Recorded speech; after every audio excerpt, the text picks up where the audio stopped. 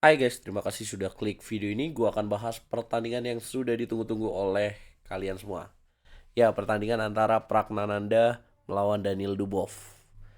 Buat teman-teman yang belum tahu kenapa pertandingan ini sangat ditunggu di game keempat FIDE World Cup 2025 ini, karena Pragnananda punya base penonton atau fans yang banyak banget di Indonesia.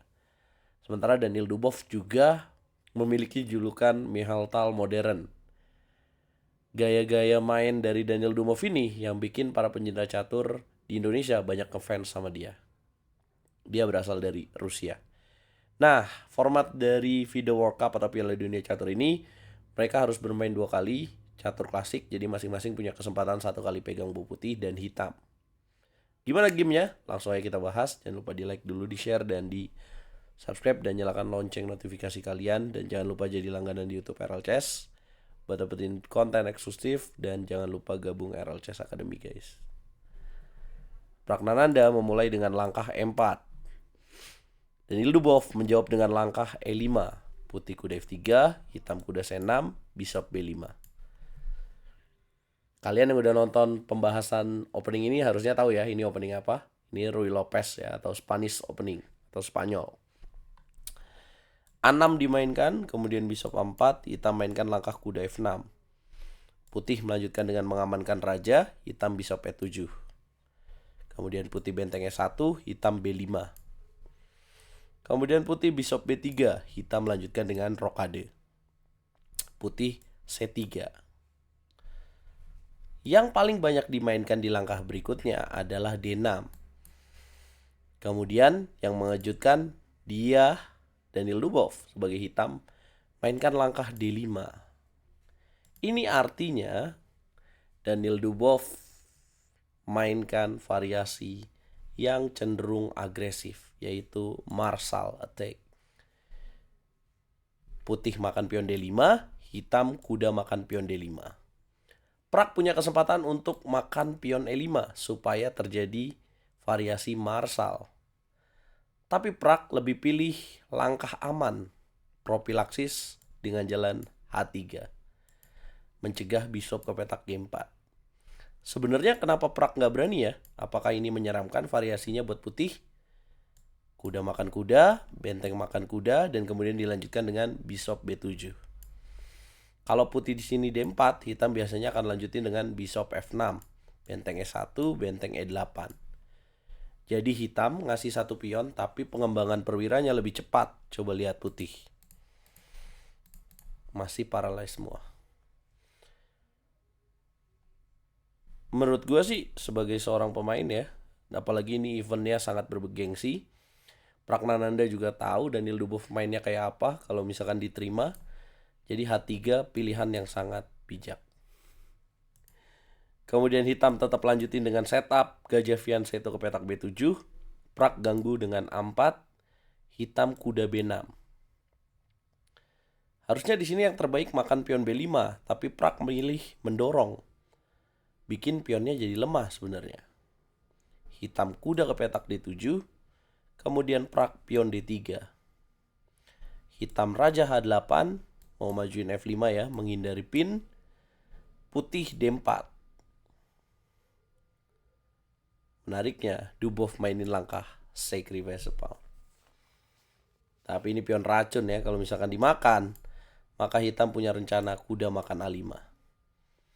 Yes, ada ancaman benteng dan ada ancaman pada bishop. Rugilah kalau misalkan putih melakukan ini. Putih lebih pilih kuda H2, hitam counter dengan F5. Putih kuda ke petak D2 bukan langkah yang tepat. Harusnya di sini F3 supaya langsung hilangin pion ini. Dan kemudian hitamnya juga tidak tepat. Harusnya hitam di sini Queen E8 untuk langsung ke sini nih. Counter ini karena gajah di sini udah siap. Gajah D6 dulu. Dianggap melewatkan taktik putih F3. Kemudian hitam kuda ke petak F6. E3 lebih menarik. E3 kalau dimakan ada kalkulasi begini, kuda E7. Ya, dengan tujuan perwiranya ke sini. Nanti menterinya datang. Kuda ke petak F6 dimainkan. Kemudian putih juga melakukan kesalahan, harusnya makan ya. Tapi putih di sini bishop C2. Bikin hitam bisa langsung bishop G3, benteng naik dan korbanin pion. Apakah putih berani kalau dimakan? Kalau dimakan bahaya ya, karena ada kuda D5. Kalau benteng mundur, akan ada kuda masuk ke petak F4, dikejar terus dan akan ditemani dengan Queen G5. Gila. Jadi kuda D ke petak F1, gajah makan kuda, dimakan lagi, dan F4. Rantai pion yang menyulitkan. Putih Queen D3 menekan petak H7. Hitam kuda E7, putih B3. Hitam kuda G6, putih gajah A3. Hitam benteng F7. Putih mainin langkah C4. Queen F5 lebih tepat. Mohon maaf. Hitam melakukan pertukaran pada pion C4, kembali ditukar. Hitam melakukan kesalahan, harusnya di sini hitam kuda H5 dan menterinya langsung aktif. Tapi dia mainin bishop C8, bikin Prak punya kesempatan untuk kuda G4, mengambil momen. Hitam kuda H5. Putih kemudian masuk lagi kuda E5, nggak bisa dimakan karena checkmate. Benteng harus naik dan Prak di sini melewatkan langkah yang menarik, teman-teman, buat unggul. Tapi susah karena waktunya juga tinggal 7 menit. Kalian bisa tebak apa langkahnya? Ada langkah di luar nalar. Gajah 7. Dimakan pakai kuda checkmate, dimakan pakai queen, ada queen M4. Tempo dulu ancam benteng, ada ancaman makan kuda dapat queen. Terpaksa queen ke petak D8, makan A8. Unggul putih. Ya, Prak mainin langkah benteng D1. Melewatkan taktik. Hitam counter kuda G3. Benteng mundur putih. Hitam counter lagi bishop F5. Putih queen C3. Harusnya di sini kuda H4 lebih menarik, tapi Dubov lebih pilih tukar bishop dulu. Queen makan C2. Dia juga nggak kunjung mainin langkah kuda H4. Dia lebih pilih queen E8. Putih lagi-lagi salah bishop B2. Harusnya yang lebih tepat pertukaran kuda. Kita masih nunggu kuda H4 dimainin. Lagi-lagi Dubov lebih pilih benteng D8. Putih bishop C3, malah H5 dimainin. Kemudian langkah ke-35, pertukaran terjadi. Kuda di petak G6 dimakan dengan benteng. Kemudian putih D5 ancemin menghidupkan bishop. Hitam queen F7, coba kuda F5, kuda H4. Putih benteng D4 ya. Kemudian hitam raja H7, tapi sulit ya langkah tepatnya. Benteng G5 dinaikkan. Dan kemudian putih benteng B1 ambil jalur terbuka. Hitam benteng E8 coba mengawal pion. Putih blunder dengan queen D3. Sisa waktu 3 menit 21 detik. Daniel Dubov tidak menemukan langkah yang mungkin akan bikin dia menang di game pertama. Tahu nggak langkahnya apa? Kuda F5.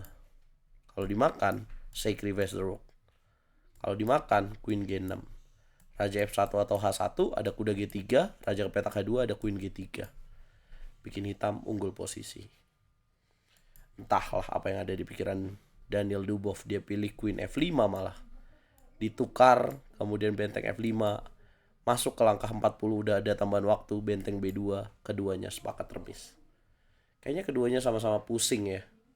Tapi kalau dilanjutin sebenarnya unggul siapa sih? Unggul tipis buat hitam. H4 langkah terbaik, putih raja H2 kayak gini. Karena hitam punya ini juga, tapi putih juga punya gangguan dengan ini. Apa komentar kalian? Game besok apakah akan jadi penentu siapa yang akan lolos ke babak kelima? Lu jagoin siapa guys? Coba komen, jangan lupa like, share, komen, dan subscribe. Tonton video-video terbaik dari RL Chess dan jangan lupa follow juga sosial media yang lain. Gue tunggu kalian gabung ke RL Chess Academy.